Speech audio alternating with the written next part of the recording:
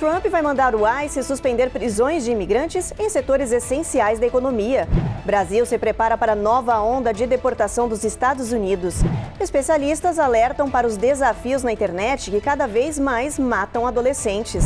Brasileira vence campeonato de taekwondo nos Estados Unidos e conquista ouro inédito. E você vai conhecer o artista brasileiro que espalha ondas do mar pelos muros das cidades e que vem conquistando os Estados Unidos.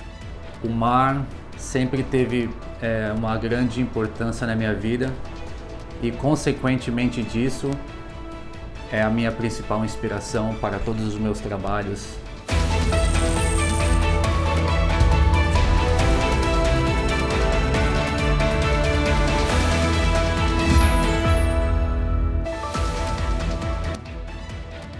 Olá, o Jornal Américas no Ar está começando.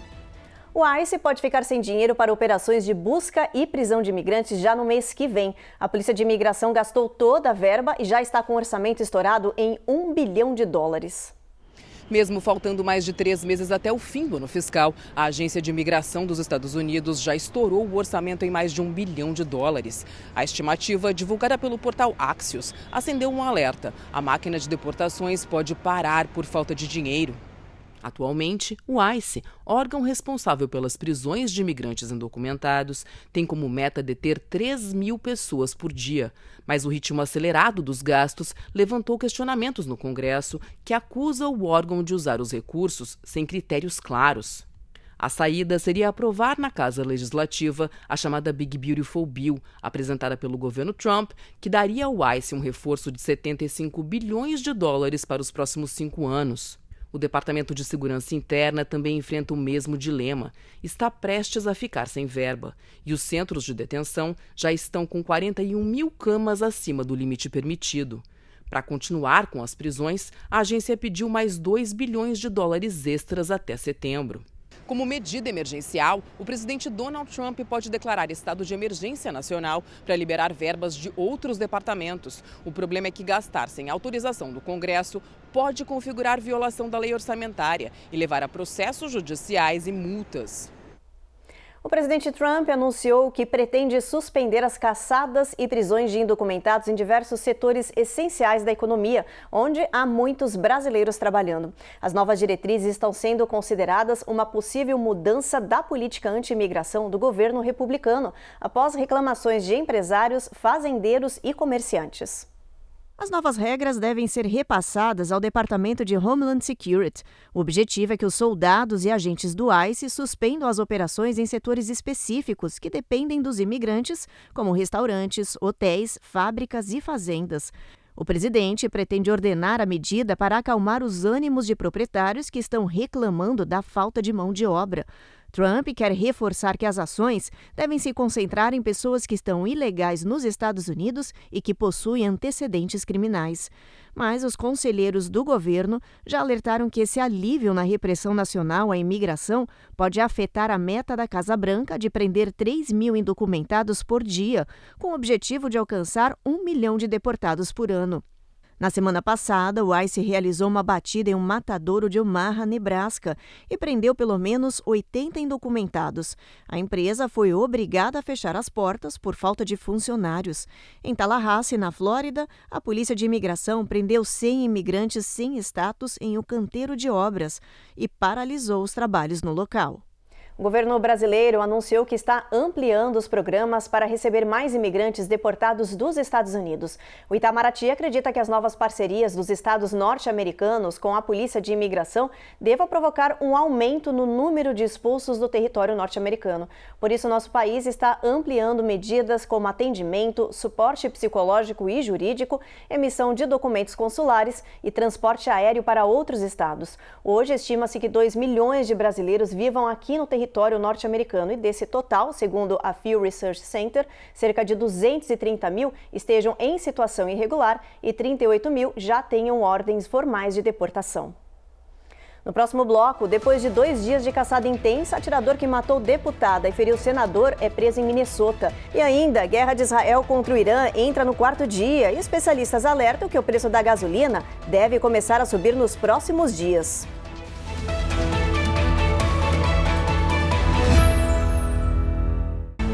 Américas no Ar. Oferecimento Uninter, a melhor faculdade para brasileiros nos Estados Unidos. Acesse uninteraméricas.com e inscreva-se já.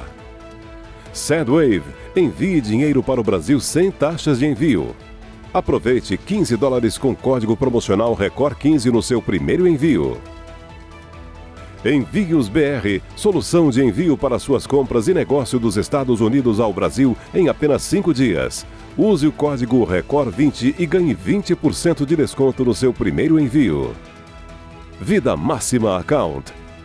Orientação especializada e suporte para sua legalização nos Estados Unidos. Seu futuro é agora. Use o código VIDARECOR e ganhe uma consultoria grátis.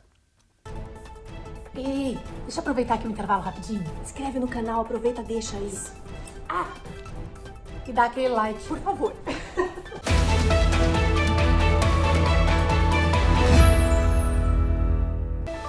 Depois de 2 dias de intensa caçada no país e uma recompensa de $50 mil, o suspeito de ter matado uma deputada democrata e o marido dela e de ferir um senador e a esposa foi preso em Minnesota. Ele compareceu hoje à tarde à corte, onde foi formalmente acusado de homicídio. O autor dos disparos é Vance Bolter, de 57 anos, que trabalhava para uma empresa de segurança privada. Ele foi capturado na noite de domingo após 2 dias de uma caçada intensa em Minnesota. Segundo as investigações, Vance teria usado uma máscara e um uniforme falso de policial para entrar na casa da deputada estadual democrata Melissa Hortman, em Brooklyn Park, nas primeiras horas de sábado. Ele atirou e matou a parlamentar e o marido dela, Mark Hortman. Poucas horas antes e a apenas 15 minutos de distância, um ataque muito semelhante aconteceu na cidade vizinha de Champlin. O senador estadual democrata John Hoffman e a esposa Yvette Hoffman foram também baleados dentro de casa. Ambos foram socorridos, passaram por cirurgias, estão hospitalizados e não correm risco de morte. A polícia afirma que há indícios fortes de que os 2 ataques foram cometidos pelo mesmo atirador. No carro de Vance foi encontrado um manifesto extremista e uma lista com mais de 70 nomes de possíveis alvos, incluindo outros políticos. Os crimes foram classificados como violência política e acenderam um alerta nacional. Os Estados Unidos têm um histórico marcado por ataques a figuras públicas, mas analistas alertam que nos últimos anos o país atingiu um patamar de radicalização inédito desde as décadas de 60 e 70, quando aconteceram os assassinatos de Martin Luther King, John Kennedy e Malcolm X. Os ataques contra legisladores e suas famílias se somam a outros incidentes recentes. O assassinato de uma funcionária da embaixada israelense em Washington, uma bomba incendiária durante uma marcha pró-Israel no Colorado, a morte de um executivo do setor de saúde em Nova York e tentativas de atentados contra Donald Trump, entre outros. Somente entre 2024 e 2025 foram registrados 61 ataques contra políticos nos Estados Unidos, todos cometidos por extremistas. Washington, D.C. viveu no final de semana um espetáculo que não se via há mais de 3 décadas. Um desfile militar de proporções históricas com tanques, aviões e quase 7 mil soldados. O evento marcou os 250 anos do Exército dos Estados Unidos e coincidiu com o aniversário de 79 anos do presidente Donald Trump. Mas a data também foi marcada por uma onda de protestos aqui no país.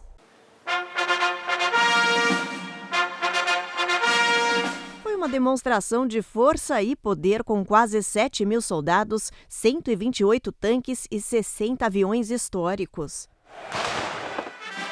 Trump chamou a parada de incomparável e justificou os $45 milhões gastos no evento como uma homenagem aos 250 anos do exército mais poderoso do mundo e também como uma advertência aos poderes globais. The Army has forged a legacy of unmatched courage, untold sacrifice, and unequaled and undying glory.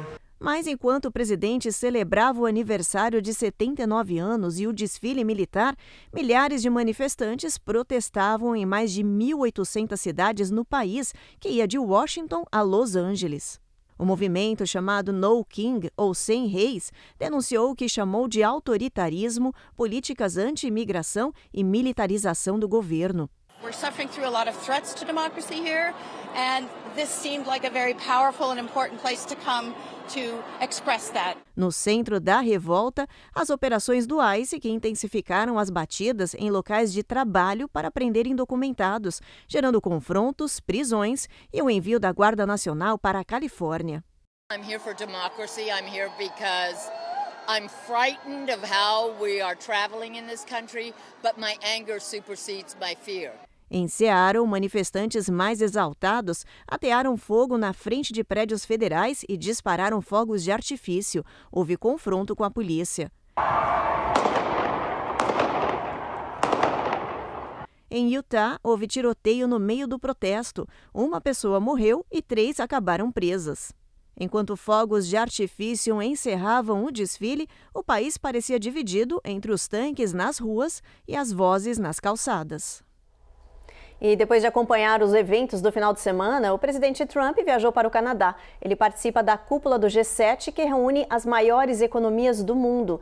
Na pauta, vários temas, mas os assuntos mais urgentes serão a escalada militar entre Israel e Irã e as possíveis consequências, além das tarifas comerciais. O repórter Matias Brotero tem mais informações. Apesar da Casa Branca já manter negociações tarifárias com diferentes países, Donald Trump acredita que novos acordos comerciais possam ser alcançados durante as reuniões do G7 no Canadá. Hoje, o presidente dos Estados Unidos disse que acredita que seja possível chegar a um acordo com os canadenses e voltou a defender as tarifas. O presidente americano ainda falou sobre países que estão envolvidos em 2 guerras de grandes proporções. Trump disse que ouviu de representantes do Irã que o país quer conversar sobre desescalar as hostilidades com Israel. De acordo com Trump, os iranianos deveriam tomar essa medida imediatamente, antes que seja tarde demais. O americano também afirmou que foi um erro suspender a Rússia do G7. De acordo com Trump, não haveria uma guerra na Ucrânia se a Rússia fizesse parte do grupo. O G7 é formado por Estados Unidos, Canadá, Alemanha, França, Itália, Japão e Reino Unido, e tem participação da União Europeia. A Rússia fazia parte do grupo que se chamava G8, mas foi suspensa após o país ter anexado a Península da Crimeia em 2014. De Washington, D.C., Matias Brotero para o Américas no Ar. Já são 4 dias de confronto com disparos mútuos entre Israel e Irã, sem previsão de trégua. Por causa do conflito, analistas estão dizendo que o preço da gasolina deve começar a subir já nos próximos dias. O governo de Jerusalém anunciou que assumiu o controle total do espaço aéreo de Teherã e que já destruiu boa parte do sistema de ataque do país persa. Vitor Larregina tem mais detalhes. As forças de defesa de Israel disseram ter destruído nas últimas operações 120 mísseis balísticos do Irã, o que equivale a 1/3 do arsenal do regime iraniano. Hoje, as forças israelenses ampliaram os alvos de ataque no Irã. A sede da televisão estatal do regime foi atingida enquanto a programação estava ao vivo. Segundo Israel, o prédio da emissora é utilizado pelas forças iranianas para realizar operações militares. O exército israelense declarou ainda que mandou avisos de evacuação para a região onde ocorreu o ataque. Em uma estrada próxima a Teherã, as forças israelenses destruíram mais um caminhão usado para lançar mísseis. Na madrugada desta segunda-feira, 8 pessoas morreram depois do lançamento de 40 mísseis iranianos em direção ao território israelense. Desde o início do conflito, na sexta-feira passada, 24 pessoas morreram em Israel em consequência dos ataques iranianos. De Tel Aviv, Vitor Larregina para o Américas no Ar. Depois do intervalo, você vai ver que o sentimento de confiança do consumidor em relação à economia do país ficou positivo pela primeira vez em meses. E tem alerta para os pais. Desafios nas redes sociais já mataram ou feriram mais de 50 adolescentes nos Estados Unidos nos últimos 12 meses.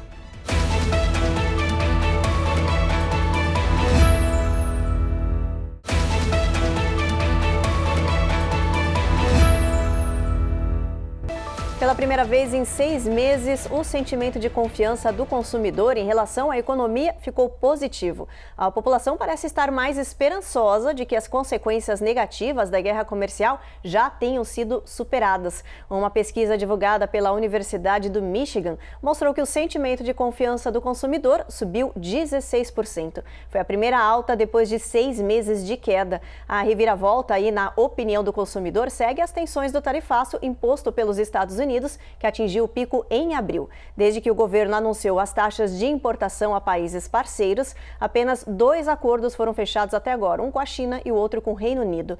Dezenas de possíveis outros acordos ainda não foram concluídos e seguem em andamento. A pausa de 90 dias que a Casa Branca deu ao tarifaço tem previsão de acabar no dia 8 de julho. O governo americano diz que vai mandar recado aí a todos os países para se apressarem para uma possível negociação ou voltarem a enfrentar as taxas extras aos produtos importados. Isso inclui o Brasil também. Férias escolares é também um período de intensa preocupação para os pais. É que nos meses de junho a setembro acontecem os acidentes mais mortais aqui do país e quase todos eles envolvendo adolescentes. A Carla Marinho tem as informações para a gente. O período entre os meses de junho a setembro ficou conhecido nos Estados Unidos como os 100 dias mais mortais no trânsito. Isso porque é na temporada das férias escolares que o volante passa com mais frequência para as mãos de motoristas adolescentes. O tempo livre e a direção sem supervisão, somado à inexperiência e distrações, como celulares e excesso de velocidade, resultam em uma combinação perigosa. De acordo com dados da National Highway Traffic Safety Administration, mais de 13 mil pessoas morreram em acidentes com motoristas adolescentes entre 2019 e 2023. E o número cresce durante o verão. Só em 2023, cerca de 2.897 pessoas morreram em acidentes envolvendo motoristas adolescentes. A Fundação pelo Tráfego Seguro da AAA revisou as estatísticas e observou que mais de 30% dos casos fatais aconteceram durante os 100 dias mortais. Estabelecer regras claras e ter conversas sobre direção segura é essencial, afirmam os especialistas. Ainda falando de jovens, outro problema que os pais devem estar atentos nestas férias são os desafios nas redes sociais, que continuam matando dezenas de adolescentes. O caso mais recente aconteceu no Arizona, com uma jovem de 19 anos que morreu depois de inalar um spray de limpeza de computador. Os desafios que viralizam nas redes sociais continuam fazendo vítimas. Em 2024 e 2025, pelo menos 56 crianças e adolescentes morreram ou ficaram gravemente feridos ao tentar cumprir desafios perigosos na internet. O caso mais recente aconteceu no Arizona. Um adolescente de 19 anos morreu depois de participar do dusting, que consiste em inalar um spray de limpeza de computador para sentir euforia. Não é preciso documento de identidade para comprar isso. É inodoro e é tudo que as crianças procuram. Elas podem pagar, podem conseguir e não aparece no teste de drogas, conta a mãe Dana Roque. Hannah usou o produto e ficou internada 7 dias na UTI, sem recuperar a consciência. Ela morreu depois desse período. Mas esse não é o único desafio mortal de cheiro. No ano passado, uma menina de 8 anos morreu depois de inalar o aerossol de um desodorante, sem saber dos riscos mortais. This is extremely concerning. Esse especialista diz que esses produtos químicos são extremamente preocupantes e perigosos quando cheirados, porque substituem o oxigênio do corpo e vão direto para o coração, provocando insuficiência cardíaca, insuficiência hepática, doença pulmonar e morte súbita. E completou: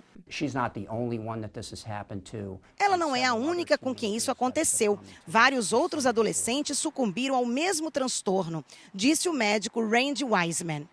Os especialistas alertam que os algoritmos das redes sociais ainda falham em bloquear conteúdos perigosos. Mesmo com milhões de vídeos removidos, desafios mortais continuam circulando todos os anos nas plataformas.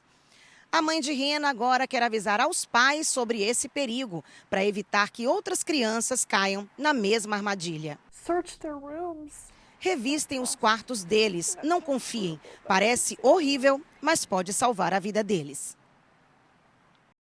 No próximo bloco, tem vitória brasileira de taekwondo nos Estados Unidos e ouro inédito para o nosso país. E você vai conhecer também quem é o artista brasileiro que espalha ondas do mar pelos muros das cidades e que vem conquistando os Estados Unidos.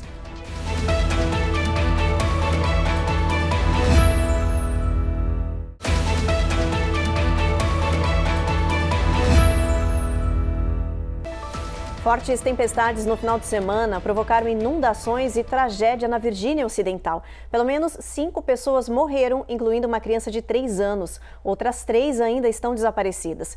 As autoridades disseram que em menos de 1 hora choveu o suficiente para transbordar rios, alagar bairros e transformar ruas em corredeiras. Socorristas passaram o final de semana resgatando moradores que estavam ilhados por causa das cheias. As chuvas já pararam nessa região, mas há uma previsão de uma nova rodada de tempestade para os próximos dias. 12 milhões de pessoas estão em alerta para temporais com risco de inundação em áreas como Pensilvânia, Virgínia, Ohio e Kentucky. Vamos aproveitar e dar uma olhadinha no nosso mapa, ver como é que vai estar o clima amanhã com essa previsão de chuva chegando nessas regiões. A gente começa com Boston, que tem tempo encoberto, com máxima de 63, mínima de 56. Washington, o sol vai brilhar forte nessa área, com máxima de 80 graus. Norfolk, a máxima de 79. Tampa e Miami tem previsão de chuva ao longo do dia, com máxima de 88, mínima de 75 graus. New Orleans, o mesmo cenário, máxima de 87 nessa área, mínima de 74. Brownsville, a gente tem tempo encoberto com máxima de 90, San Antônio, sol brilhando forte com máxima de 91, El Paso e Albuquerque, a gente vai ter o sol brilhando o dia inteiro sem previsão de nuvens. Los Angeles tem previsão de chuva nessa área com mínima de 71, máxima de 73. Las Vegas, sol forte com máxima de 96 e São Francisco, a gente tem ventania nessa área com tempo encoberto com mínima de 52, máxima de 66 graus. E uma brasileira de 21 anos venceu o campeonato de Taekwondo em Charlotte, nos Estados Unidos, e conquistou um título inédito para o nosso país. Ela se tornou a primeira mulher a ganhar o ouro nesse torneio brasileira. Maria Clara é apontada como uma das promessas da modalidade nas Olimpíadas. Maria Clara Pacheco tem 21 anos e pesa 57 quilos, mas quando entra no tatame, vira uma gigante. A brasileira venceu a chinesa Luo Zongxi, campeã mundial, com um placar impressionante de 2-0, com parciais de 17-0 no primeiro round e 12-0 no segundo.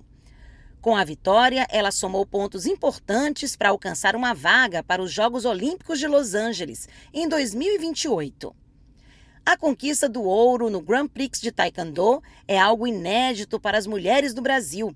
Maria Clara foi a primeira mulher do nosso país a conquistar o título e subir no lugar mais alto do pódio. O Mundial de Clubes estreou neste sábado com o Inter Miami jogando contra o Al Ahly do Egito. No domingo, foi a vez do Palmeiras entrar em campo contra o Porto de Portugal. Mas antes do jogo começar, teve demonstração de apoio da torcida na Times Square, em Nova York. Centenas de torcedores empolgados ocuparam o coração de Nova York, cantando e demonstrando apoio ao Palmeiras.